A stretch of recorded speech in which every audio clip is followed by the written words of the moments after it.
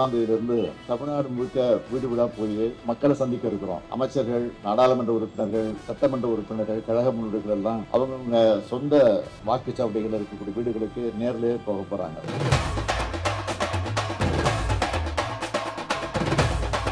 தமிழ்நாட்டினுடைய மண், மொழி, மானம் காக்க மக்கள் எல்லாரையும் ஓரணியில் திரட்டுறதுதான் இதனுடைய அடிப்படையும் முதன்மையான நோக்கம். என்னுடைய குடும்ப கட்சி உதயசூரியன் என்றும் என் தலைவர் எங்க அண்ணன் தளபதி தான்.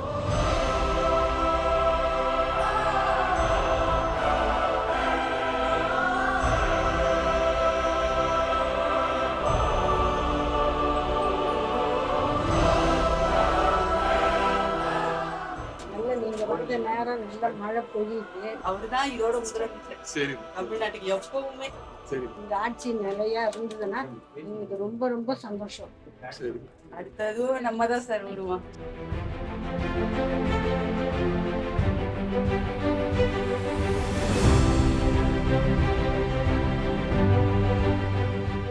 யார் உங்க எம்எல்ஏ?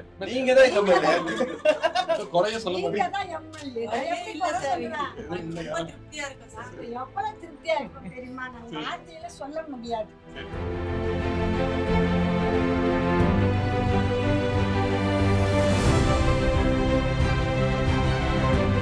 கலைஞர் உரிமை தொகை வாங்குறீங்களா? வாங்க வாங்க. யார் வாங்குறாங்க? வருதமா? கரெக்டா வருது. உங்களுக்கு வருது அம்மா.